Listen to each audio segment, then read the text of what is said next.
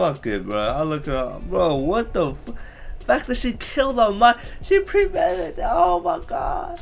She only got 15 years, bro. I cannot get over the fact that she only got 15 years. 20 at the beginning. How the fuck she lose 5 years? First of all, 20 years is not enough. You just took a life of a 15-year-old that had probably had like 70, 80 years left of her life. And she was talented in dancing. She was doing her thing. What's poppin', Attack Squad? It's your boy SatAttack on another one. Y'all see the title, bro. I'm struggling right now, speaking right now. But we're checking another MRBALLEN video. I seen he dropped this a couple of days ago. The world's worst babysitter. It was on my homepage a couple of days ago. Put on watch later. And now we here, bro. Your boy probably got COVID right now. I ain't gonna lie. I've been chilling, laying low all day, bro. I've been sleeping. Just hey, it's 2 o'clock in the morning. I feel like doing something with the day. You feel me? So we're grinding, but. Yeah, my symptoms ain't that crazy. No, stuffy nose, sore throat. The reason why I say I probably got COVID is my grandparents got COVID, so I was exposed to that. So I probably got COVID too. But hopefully they've been getting better. I think like they sounded better today than they were yesterday. So hopefully that goes good. A father arrived at a train station to pick up his teenage daughter from school. But when the train she was supposed to be on arrived at the station, she didn't get off. And so the father just sat in the parking lot, assuming his daughter must be late and she'll be on the next train. But as more and more trains came into the station, none of them were carrying his daughter. And so eventually, this father just left the parking lot and headed back home, believing his daughter must have found another way home. Unfortunately, though, that was not the case. It would turn out his daughter had made a fateful decision that day that would soon turn her and her family's lives into a nightmare. But before we get into that story, if you're a fan of these strange, dark, and mysterious... I just found out about the dude. I react to the camping one where that one dude left the camping site or something like that, and then I watched another one where they ignored the sign. That one. Story format, then you've come to the right place because that's all we do, and we upload once a week. So, if that's of interest to you, please soak the like button's underpants and then place them in the freezer. Also, please subscribe to our channel and turn on all notifications. I'll be here weekly too, bro. We're gonna make this a weekly thing on my channel, bro. I love to do videos. Story. Hopefully, you don't copyright it or take this and like I don't mind the copyright, just not the copyright strike just yet. I already got one copyright strike, bro. In 1998, the Barber family was living a charmed life. Michael and Elizabeth had been happily married for 20 years, and they had 3 beautiful daughters who ranged in age from 9 to 15, and they were all thriving. The family lived in a very modest, plain-looking home in Melbourne, Australia, but the second you stepped foot inside of that home, you would see it was bursting with life. The sounds of kids laughing and playing, and of Michael and Elizabeth happily chatting away filled every room. Now, the Barbers' lives were not perfect by any means. In fact, they struggled financially and lived basically paycheck to paycheck. However, they didn't let their financial struggles define them. Instead, Michael and Elizabeth put a lot of stock in another aspect of their lives that they were all undeniably rich in, and that was in creativity. Michael was a toy maker and a designer, and Elizabeth worked in children's literature. And each of the 3 Barber children were beginning to cultivate their own unique creative gifts. At 9 years old, Heather, who was the youngest, had developed a lovely singing voice. Ashley Rose, who was the middle child at 11 years old, had learned to play the flute. But the Barber's oldest daughter, 15-year-old Rachel, was really the star of the family. In fact, they called her that, Rachel Star. Rachel was an extremely talented dancer. She was so graceful and stylish that even when she was just walking around, it almost looked like she was dancing. Rachel was also very beautiful, with big emerald green eyes and fair skin, and she had this effortless charisma that just drew people to her. From the outside, Rachel really did look like the kid who had everything going for her. But, like the rest of us, Rachel had her own struggles, like she was not a natural student. No matter how hard she tried, math and science just seemed impossible to her. And Rachel had a number of acute fears that really made certain aspects of her life very challenging. She was deathly afraid of the dark, she was afraid of talking to strangers, she was afraid of navigating the public transportation system on her own, and just the thought of I get 2 and 3. Talking to strangers, if they're friendly, yeah. But like 3, I can understand 2. Not taking shit by yourself. Like I feel 2 and 3 kinda. Depends on how number 2 approaches me. You feel me? Like you could feel the vibe of a stranger the way that they walk up to you, bro. What their intent is. But I understand 2 and 3. Number 1 with immense scared of the dread. dark. As a result of having these fears, Rachel was actually very dependent on her parents. Her mother, Elizabeth, would jokingly say that Rachel was 15, going on 18, going on 12. Eventually, when Rachel's anxieties and fears combined with her struggles with traditional schoolwork put her into a bit of a depression, her parents decided they needed to step in and take action. They wanted their Rachel star to be happy. They wanted to encourage her and nurture her strengths. And the thing that they knew she loved the most and was the best at was dance. So in September of 1998, Michael and Elizabeth allowed Rachel to drop out of her traditional school and transferred to a full-time dance school in Richmond, which was an inner-city suburb of Melbourne, located about 20 minutes away from the barber's house. Parents for letting them drop out, bro. If I said that to my... Oh, hell no. City suburb of Melbourne, located about 20 minutes away from the barber's house. And once Rachel was enrolled in this new dance school, she blossomed. She made loads of new friends. She started modeling, which was something she was very proud of, and she met a boy, Manny, who she absolutely adored. But as well as things seemed to be going for Rachel at her new school, she would soon make a fateful decision that would have absolutely catastrophic effects. On Monday, March 1st of 1999, so 5 months after Rachel had transferred to this new dance school, Rachel and her father, Michael, like every other morning, left the Barber household, climbed into Michael's car, and began driving to Wattle Park, which was a train station closest to their house. From Wattle Park, Rachel would catch a train that would take her to the Richmond station, and then she would get off. She would meet up with a friend, they would have breakfast, and they would walk the rest of the way to their dance school. When Michael pulled into the parking lot at Wattle Park and parked the car, and Rachel was getting her stuff to climb out of the vehicle to head up to the train, he stopped his daughter and said, "Hey, remember, I'll be back here at 6:15 tonight to pick you up." And Rachel looked at him, she smiled and said, "Okay," and then she hopped out of the car and she pranced her way over to the station. Michael watched his daughter just long enough to see her climb the steps and disappear, at which point he put his car back in drive, he left the lot, and he headed back home. That evening, Michael returned to Wattle Park. But at 6:15 p.m., when the train came rolling into the station, Rachel was not on board. Michael assumed his daughter must have been running late and so missed the train she would always take, and so he just sat in the parking lot and waited for the next train to come into the station. And a few minutes later, when it pulled into the station, Rachel was not on that train either. I was going to say this is 1998, so I don't even, starting to get worried. This pulled into the station. Rachel was not. I mean, you can't really do nothing. Like, so Michael, he was starting to get worried because he's looking outside. It's getting dark. He knows his daughter hates being out in the dark. She's afraid of being alone. Oh, is she scared of the dark, or is she just scared of being outside in the dark? Because that's 2 different things. Okay, wait. Is she scared of the dark, like when I turn off my lights right now, or is she scared of the dark outside? It's getting dark. He knows his daughter hates being out in the dark. She's afraid of being alone, and he's wondering, what's going on with her. But he keeps telling himself that she's bound to show up any minute. And so Michael just sat in this parking lot and watched train after train after train come through the station, and Rachel wasn't on any of them. Now, Michael didn't have a cell phone, and neither did Rachel, so he couldn't just call her to see where she was. But finally, after a few more trains came through and none of them contained his daughter, he left the parking lot but went to his parents' house, which was much closer than his own home, and he rushed inside and he grabbed their phone and he called back to his home. And when his wife, Elizabeth, Rachel's mom, picked up the phone, he immediately asked her, "Hey, is Rachel home? Did she get a ride home from one of her friends?" And Elizabeth would tell Michael, "No, she's not here and she hasn't called." This was the moment when Michael and Elizabeth instinctively knew something had to be wrong. Rachel was on time for everything, and if she was late, she would always call ahead or call afterwards and at least give some explanation. But to just go silent and not show up, that was not in character. And again, because it was pitch black outside and they knew she was probably alone, that was a situation they knew Rachel would never want to be in because it would have terrified her.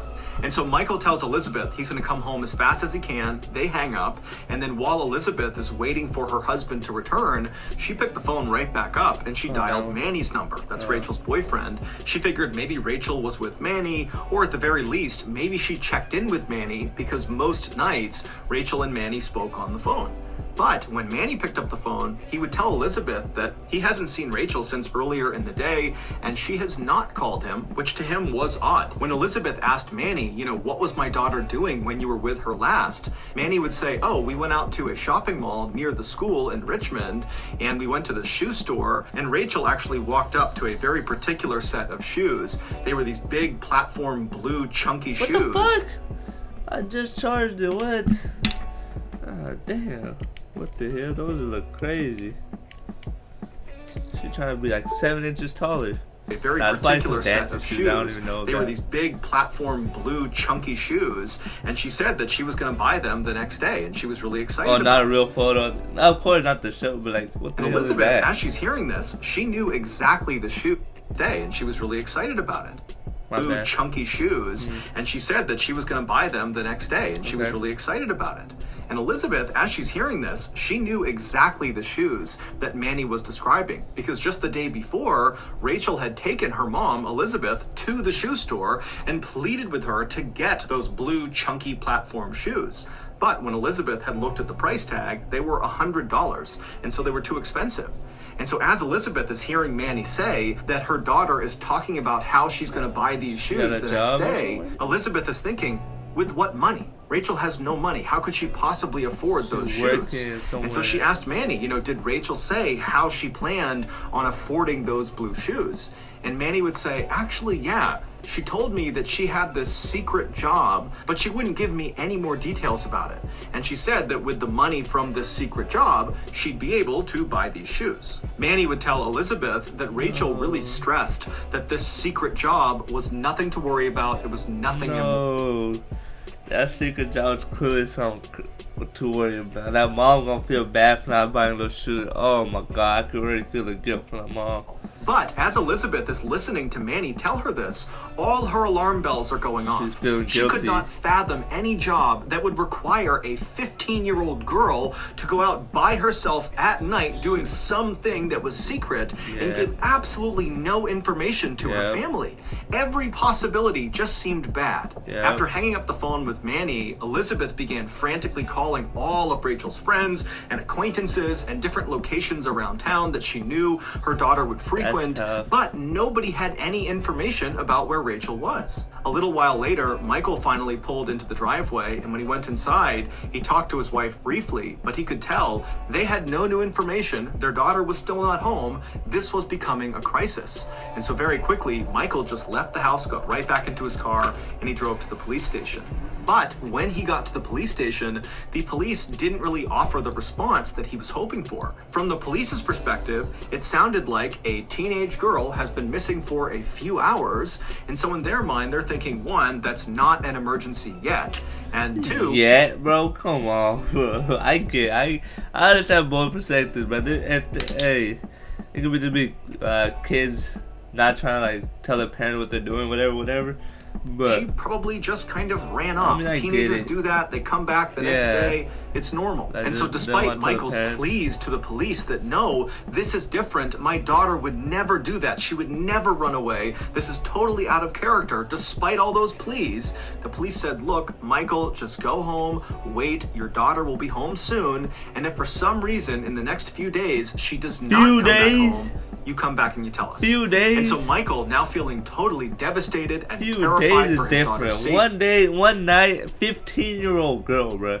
One night, alright. But, come on, man. He finally did just leave the police station and he headed back home. And then he and his wife and his 2 other daughters had a terrible, restless night's sleep, wondering what was going on with Rachel. And then finally, when the sun came up the next morning, Michael and Elizabeth rushed out of their bedroom and headed into the kitchen, hoping, praying that Rachel would just magically be in the house I would not again. be asleep. Did they sleep? And finally, when the sun came up the next morning, he didn't say they slept. I would not be asleep. Michael and Elizabeth rushed out of their bedroom and headed into the kitchen, I would be hoping, in the kitchen praying the whole that Rachel night. would just magically That be in living their room the house whole again. night. But when they went into the kitchen, Rachel wasn't there. She had not come home. However, pretty early on this second day of Rachel's disappearance, Michael and Elizabeth would learn something new. Manny would get in touch with Michael and Elizabeth, and he would tell them that he remembered something Rachel had said during their final conversation the day before.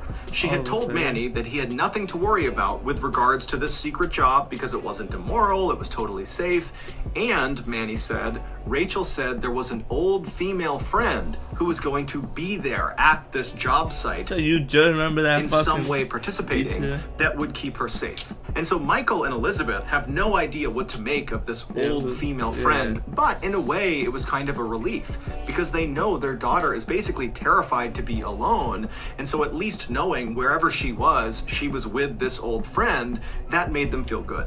But the parents' positivity about this new development quickly faded when they began calling around to all of Rachel's friends, both new and old, female and otherwise, and none of them were missing. Everybody was where they were supposed to be, and nobody knew anything about what happened to Rachel. The only intel the parents got from this round of calling all of her friends was that several of her friends said that the day before, the day Rachel disappeared, they had walked with Rachel back to the train station after school. And in fact, one of the friends told Michael and Elizabeth that they offered Rachel a ride home so that she wouldn't have to ride the train back home, but Rachel had turned it down, saying her father was going to be meeting her on the other end at Wattle Park at 6:15 p.m. The Barbers didn't know what to make of this. Did Rachel believe at the time that she could go do this secret job and still be back in time to meet her father at 6:15 at Wattle Park? Or did she lie to the friend who was offering the ride and make up the story that she planned on seeing her father, when in reality she planned on ditching her father and going and doing this secret job for the night? But regardless of which of these things were true, the parents just still could not understand why by now, 24 hours later, their daughter still had not called to check in. Michael and Elizabeth found themselves wondering if they really knew their Rachel Starr as well as they thought they did. You know, maybe she had actually run away like the police suggested. The parents were totally distraught, they were totally anxious. Hell no, that is not, if I'm trying to find my kid, that is not an option. Like the police suggested. That is not the parents an option. were totally distraught, they were totally anxious and terrified, and so with nothing else to do, over the next several days, they just continued to go out and look everywhere and talk to everyone to try to find where their daughter was. But everything they looked into turned into a dead end. Then, finally, on Monday, March 8th, so exactly 1 week since Rachel had disappeared, Michael and Elizabeth got a new lead. A girl named Allison, who had gone to a dance class with Rachel before Rachel had transferred schools, had overheard her younger sister talking about the Rachel Barber disappearance and how nobody had seen or heard from Rachel since 5:45 p.m. the previous Monday. Allison, who had not heard about Rachel's disappearance until this very moment, knew immediately she had to go forward and talk to police because she actually saw Rachel on the night she disappeared, a full hour after her last known sighting. At 6:40 p.m. on the night Rachel disappeared, Allison was on the train car headed How you barely know that news a week later, man? It could have been so much helpful. Like, I don't know how this story gonna end, so I'm gonna let it play out. But 6:40 p.m. on the night Rachel disappeared, Allison was on the train car headed to Praran, which is a suburb located southeast of where Rachel lived. And when this train that Allison was on pulled into the Richmond station and the doors opened up, Allison watched as Rachel, along with this other girl who Allison didn't recognize, walked on board and then took seats right next to each other on the other end of the train away from Allison.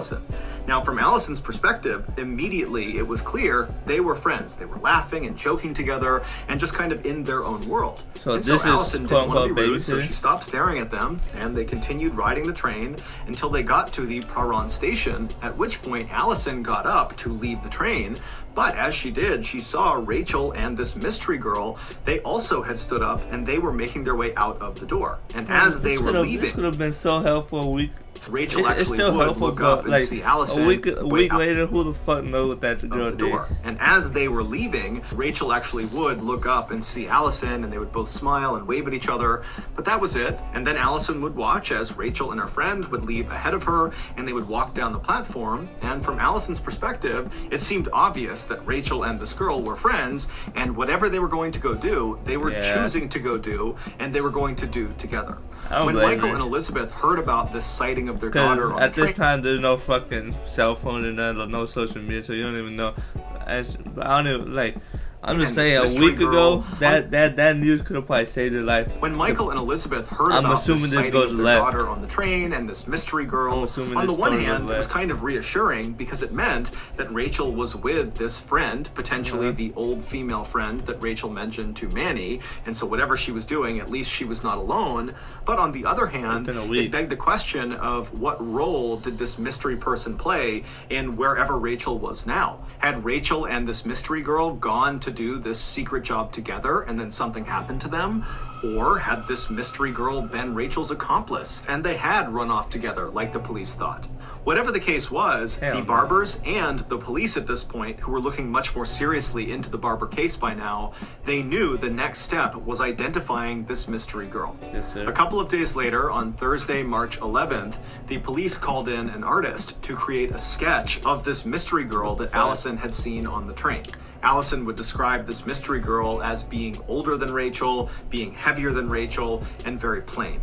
That day, the police also ordered a trace on all of the phone calls going into the Barber residence on the day before she went missing, because they figured that if Rachel and this mystery girl were in cahoots on some sort of secret thing together, they likely communicated the day before.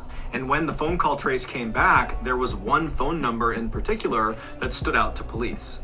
There was a private phone number that called the Barber household twice on the day before Rachel disappeared. Once at 5:24 p.m., and that call lasted about 15 minutes. This ringtone like this from a horror movie, bro. And then shortly after that call ended, the private number called back, and then there was another conversation that lasted about 30 minutes. It would take police another 24 hours, but eventually they would figure out who this private caller was. It was a 20-year-old woman named Caroline Robertson, who very closely resembled the police sketch of the mystery girl that Allison had seen on the train, and it just so happened that Caroline... Her face is a little bit more round. That's what caught me. When I first seen it, her face is more round. Robertson lived very close to the Praron train station where Allison saw the mystery girl and Rachel get off. Additionally, Caroline was Rachel's old babysitter and was very close with the Barber family. And so it seemed very likely that Caroline was both the mystery girl on the train and the old female friend that Rachel had mentioned to Manny when she told him about this secret job. This new information was a huge relief. From Michael and Elizabeth's perspective and the police's perspective, it now seemed very likely that Rachel and Caroline had just snuck off together and were now probably hiding out at Caroline's apartment near the Praron train station. And so, believing they could put an end to this missing teenager drama that night, the police hopped in their cars and they drove over to Caroline's apartment. But when they got there at 5:25 p.m., they very quickly realized... That's a nice apartment. That's beautiful. But when they got there at 5:25 p.m., they very quickly realized that things were not as they seemed.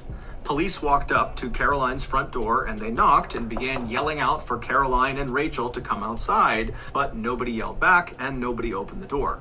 When they tried the handle, they found it was locked, so they got in touch with the property's real estate agent, who came out and gave them a set of spare keys, and when the police tried those keys, they found they still could not open the door because the door had been locked from the inside with a special latch. And so the police began walking around the perimeter of the building looking for another way inside. And as they're walking, one of the officers looks up and sees a second-floor window of the apartment is open, and it's open enough that clearly a person could slip inside. And so the police contacted the fire department, who showed up very quickly. Whatever she's doing in there, she didn't close the window, she's... ladder up against the side of the apartment that went up to that open window, and then a police officer began climbing up. And when he got up to the window and could look inside, he saw he was looking into a bedroom. And at first, it looked totally ordinary until he noticed there was a body lying face down at the foot of the bed on the ground. It was Caroline. The officer on the ladder immediately turned around and yelled for backup, and then he and other officers poured into the apartment, and before long, Caroline, who did actually still have a pulse, but she was totally unconscious and not responding, she was being rushed to the hospital. And while that was happening, the remainder of the officers who were on site, they all went into the apartment to try to find Rachel. And so okay.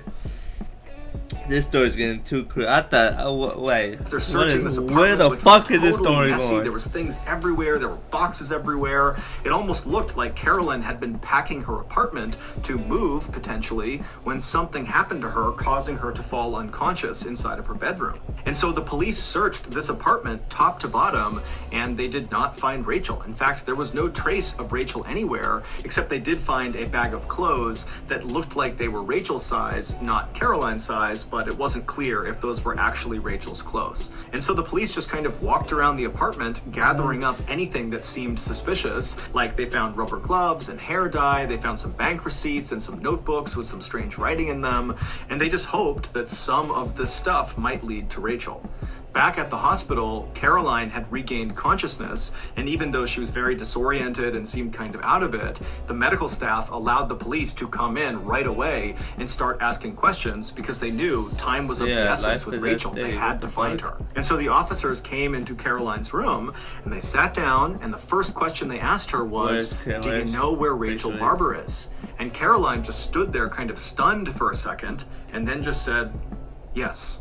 Over the next few months, as Caroline's memory came back into focus, she would piece together one of the most unbelievable stories that police in Melbourne had ever heard. The following is a reconstruction of that story based both on Caroline's testimony and on what police were able to actually fact check. Back on Sunday, February 28th, 1999, so the day before Rachel vanished, Caroline called Rachel and offered her a job. Caroline told Rachel that she was working on this psychology study and she needed participants. However, the study was highly confidential, so if Rachel did want to be a part of it, she wouldn't be able to tell anyone what she was doing. However, the study was quite lucrative for Rachel, and it really didn't require much of Rachel. All Rachel had to do was meet Caroline the following day after school was over at the Richmond train station, and then the two of them would ride the train to... And it's an old babysitter, so you don't... Bro, I wouldn't even expect them that it'll go sideways like that. I expect my babysitter from... Like, bro, I expect them to have my back. They would get off, make their way to Caroline's apartment, and there they would conduct this psychological study, and when it was over, Caroline would pay Rachel $100 and the cost of transportation. And so Rachel, she was thrilled at the idea because she wanted those beautiful blue shoes. And so she said yes. So the next day, Monday, March 1st, Rachel wrapped up school. She made her way to the Richmond train station. She connected with Caroline. They hopped on board the train. They made their way to Prahran with Allison spotting them on the train as they went. And then when they got off the train at Prahran, Caroline and Rachel would make their way to a nearby pizza shop and get a pizza and some beer. And then they would walk the rest of the way to Caroline's apartment. Once they were inside the apartment, Caroline led them upstairs to her bedroom, and then they both sat down on the floor at the foot of the bed and began eating their pizza and having some beer and just laughing and exchanging some stories. I'm sorry, that pizza does not look good at all. What the hell is that pizza? And then after their dinner was over, Caroline told Rachel it was time to start the study, and it began with a guided meditation. Sitting next to Rachel, Caroline told her to stay calm, think happy thoughts, close your eyes, and just begin to breathe in nice and slow, breathe out nice and slow, and just feel yourself breathing in and out. And so Rachel did as she was told and began breathing in and out and being very calm. And Caroline, at this point, she stood up and began kind of pacing around the room, watching Rachel periodically and reminding her to think happy thoughts and stay calm and keep just listening to herself breathe in and breathe out. And then at some point, Caroline just stopped and stood right in front of Rachel and just stared at her really intently. And at some point, Caroline was confident that the drugs she had laced in the pizza that she had given Rachel were starting to take an effect. it looked like Rachel was starting to doze off. And so at that point, Caroline walked around behind Rachel, who still had her eyes closed. She's still doing the study, and Caroline pulled out a telephone cord. She wrapped it around Rachel's neck, and she pulled it as tight as she could. Immediately, Rachel came out of her trance, and she reached up and began trying to pull the cord off of her neck. But Caroline was easily 50 pounds heavier than Rachel, and easily was able to maintain control over Rachel. And so Rachel is squirming and fighting and scratching and doing everything she can to try to get this cord off, but she can't. And eventually the fight just leaves her body and she goes still. Caroline would maintain tension on that cord to ensure. Bro, what is the point of wait, yo, what did she do to you, bro? What the fuck? So you're an old babysitter. I don't know how long, but you just call her with a random ass job and say secret. Like, what was the intent of killing her, bro? What was the reason of doing that? And eventually she would release the tension on the cord, at which point she would drag Rachel's body into a nearby closet and she would shut the door. 2 days later, Caroline would open that closet up and she would drag Rachel's body back out of the closet with the cord still open that closet up, and she would drag Rachel's and shut the door. 2 days later, Caroline would open that closet up and she would drag Rachel's body back out of the closet with the cord still wrapped around her neck, and she would roll Rachel's body up in a carpet and then stuff her inside of a large army duffel bag that Caroline had purchased for this exact reason, for disposing Rachel's body. Bro, she dead had this shit planned. She really... Bro, what the fuck is wrong with her, bro? What is wrong with people, bro? What did she do to you is what I want to know, bro.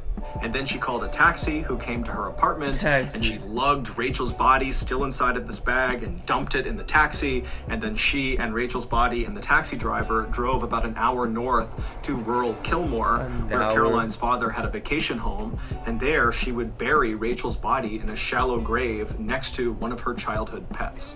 When Caroline had been rushed to the hospital because she was found unconscious in her bedroom by police, the assumption was she, and probably Rachel, had been attacked, and that was why Caroline was unconscious. But what really happened is Caroline was in her apartment and she saw the police show up, and it made her so stressed that it triggered a seizure, and that was why she passed out in her bedroom. When she came to in the hospital and people began asking her what happened, she would say that Rachel's death was an accident.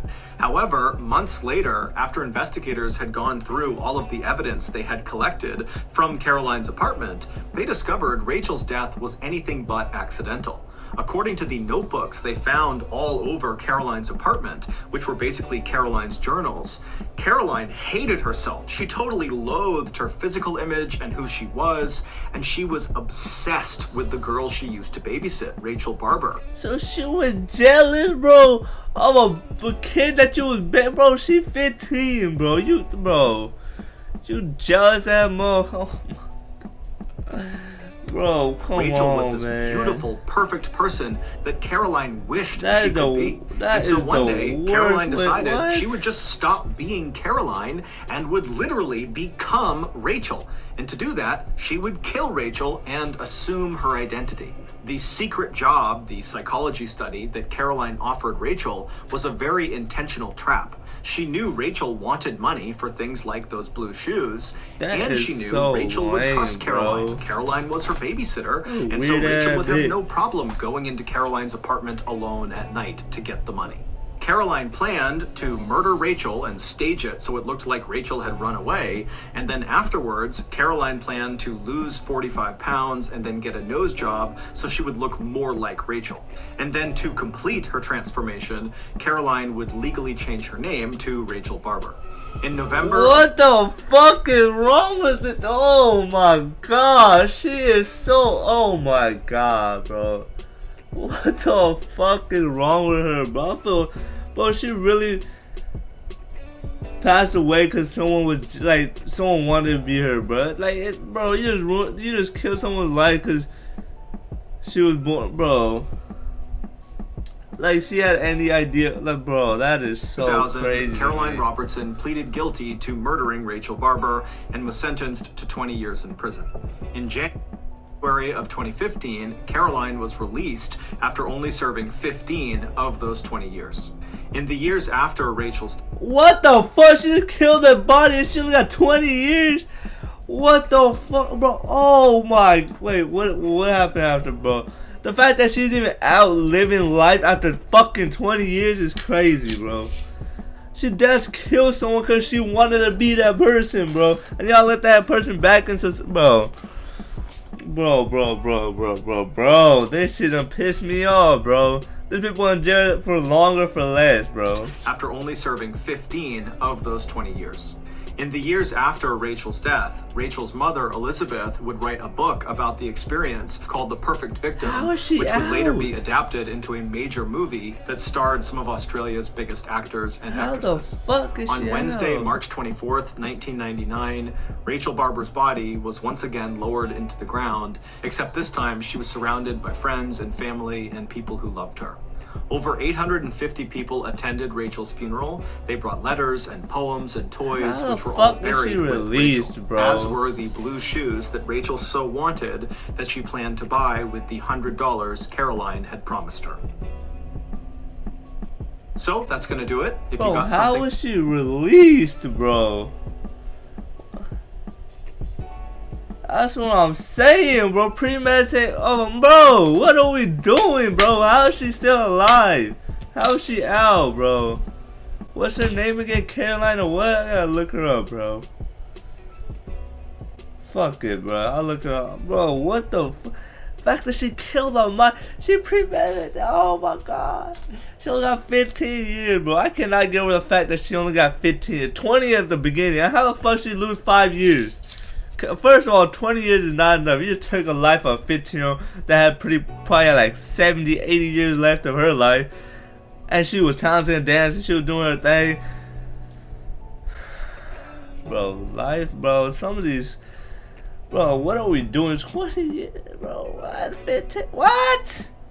What? I'm out, bro. That is crazy, bro. That is sad as fuck. That's pathetic, bro. What?